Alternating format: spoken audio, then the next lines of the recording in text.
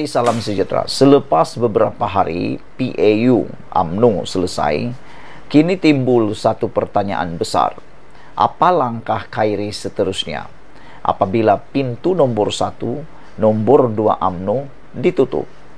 Apa itu pintu nomor 1, nomor 2? Ianya melibatkan jawatan utama UMNO, yaitu Presiden dan Timbalan Presiden yang telah diluluskan usulnya untuk tidak dipertandingkan dalam pemilihan UMNO pada akan datang ini. Jadi soalan seterusnya kepada Khairi ialah, apa langkah Khairi yang seterusnya? Adakah Khairi akan berdiam diri atau mula membentuk pasukan untuk mengalahkan mereka berdua ini? Dan seperti yang ditulis oleh Sabudin Husin, saya tertarik. Dia kata, tak apa, kalau nomor 1 dan nomor 2 telah pun dimuktamadkan, tiada pilihan lain untuk Khairi Jamaluddin, Hisamuddin dan Ismail Sabri Yaakob. Mereka perlu conquer, mereka perlu kuasai jawatan naib presiden. 3 jawatan naib presiden kalau dapat dikuasai oleh Khairi Jamaluddin, Ismail Sabri Yaakob dan Hisamuddin Tun Hussein, juga MKT UMNO seramai 20 orang, dan juga sayap-sayap UMNO, putri, pemuda dan sebagainya, ini akan memberi kelebihan baru kepada Khairi. Ini akan memberi kelebihan baru kepada pasukan demokrasi UMNO, kata Sabudin. Saya sangat setuju tentang perkara itu. Itulah langkah yang sepatutnya dibuat oleh Khairi Jamaluddin, yaitu kalau dah nomor 1 dan nomor 2 tak boleh dikalahkan, apalagi ambil jawatan yang ada lain yang boleh sebenarnya menentukan suara lebih kuat daripada presiden dan timbalan presiden ini. Kerana sesuatu keputusan tidak boleh diambil sewenang-wenangnya oleh presiden tanpa pengetahuan naib presiden dan juga MKT UMNO.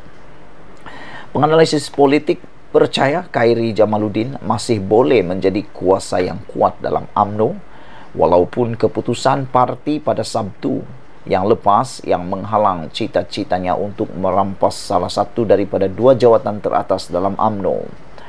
Namun penganalisis juga berpendapat langkah Khairi selanjutnya akan diperhatikan dengan teliti oleh kumpulan yang lebih suka supaya bekas Menteri Kesihatan itu duduk diam.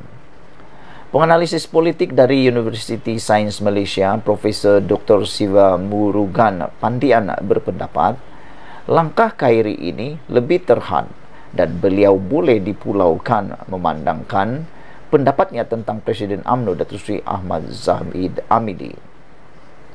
Menurutnya, Khairi Jamaluddin bagaimanapun masih boleh bekerjasama dengan pemimpin kanan lain di luar lingkaran presiden dan bertindak sebagai kumpulan pendesak terhadap Zahid. Khairi tidak mempunyai jawatan dalam kerajaan maupun parti. Pergerakannya dihadkan dan dia tahu dia mungkin diketepikan kerana dia bukan dalam pasukan presiden. Dia boleh kekal dengan syarat tiada tindakan tata tertib diambil, atau dia boleh memilih untuk dipecat dengan kenyataan yang lebih kritikal dan meninggalkan serta menyertai parti moderate lain kerana dia mempunyai pengikutnya yang sendiri. Adakah Khairi akan memilih untuk dipecat dengan kenyataan yang lebih kritikal dan meninggalkan serta menyertai parti moderat lain? Kerana Pak Khairi memang mempunyai pengikutnya yang sendiri.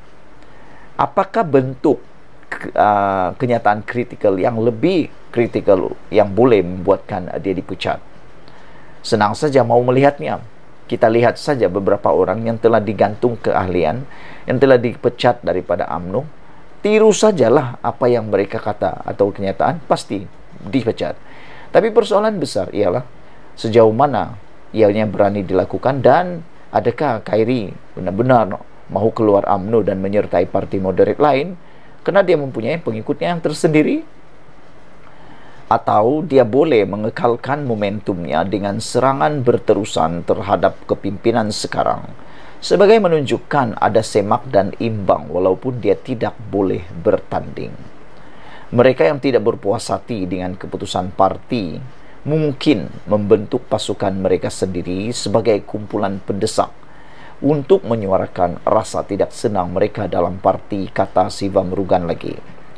Persoalan sekarang muncul mengenai masa depan bekas Ketua Pemuda UMNO itu dalam parti selepas Perhimpunan Agung PAU minggu lalu meluluskan usul supaya jawatan presiden dan timbalan presiden tidak dipertandingkan pada pemilihan yang dijadual pada Mei depan. Satu langkah yang diyakini pakar akan mengasingkan Khairi dan kumpulan yang cuba menyingkirkan Zahid. Khairi sebelum ini membayangkan bahawa beliau boleh bersaing untuk 2 jawatan teratas sebagai sebahagian daripada usaha untuk meremajakan UMNO susulan kekalahan teruk dalam sejarah lebih 60 tahun UMNO pada pilihan raya umum 15 lalu. Bekas ahli Parlimen Rembau itu yang pernah memegang 3 jawatan menteri tetapi tewas kepada lawan yang kurang dikenali dalam pertandingan di Parlimen Sungai Buloh tidak lagi memegang sebarang peranan kepimpinan dalam UMNO. Bagaimanapun, beliau kini dilihat sebagai suara utama kumpulan yang menyalahkan prestasi hambar UMNO disebabkan skandal rasuah dikaitkan dengan Zahid. Sedangkan pemimpin veteran seperti Datuk Seri Hisamuddin Hussein dan bekas Perdana Menteri Datuk Seri Ismail Sabri Yaakob tidak sekeras beliau dalam bersuara.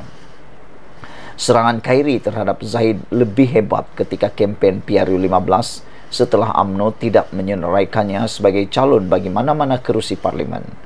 Terdahulu, beliau dipaksa menyerahkan kerusi Parlimen Rembau yang dimenanginya selama 3 penggal kepada timbalan Presiden UMNO, Datuk Seri Muhammad Hassan. Khairi terpaksa bertemu Presiden MIC Tan Sri S.A. Vines Guaran meminta kerusi tradisi parti itu di Parlimen Sungai Buloh setelah UMNO tidak mencalonkannya. Beliau bagaimanapun tewas kepada calon Pakatan Harapan R. Ramanan dengan saingan 7 penjuru. Ramanan memperoleh 50.943 undi, diikuti Khairi 48.250,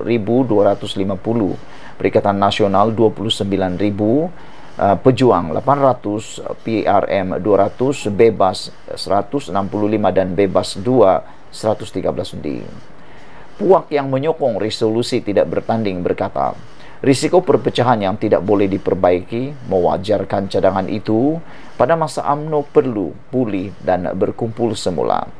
Pandangan yang bergema oleh beberapa penganalisis yang melihat langkah itu sebagai munasabah berdasarkan konteks. Alasan perpecahan itu juga digunakan oleh UMNO untuk memohon penangguhan PAU dan pemilihan dalam parti sebelum PRU 15 lalu. Kononnya bimbang parti akan kalah dalam pilihan raya. Kumpulan yang bertentangan dengan Zahid, antaranya Ismail Sabri Yaakob yang juga naib Presiden 1 dan Hisamuddin sebaliknya, percaya UMNO memerlukan barisan kepimpinan bersih yang segar yang untuk meremajakan dan melakukan pembaharuan. Khairi boleh bekerjasama dengan kedua-duanya untuk merampas ketiga-tiga jawatan naib presiden dan membentuk imbangan politik kepada puak presiden. Memandangkan UMNO telah membuat keputusan, Khairi kini mempunyai 2 pilihan. Jika dia mau kekal dalam barisan UMNO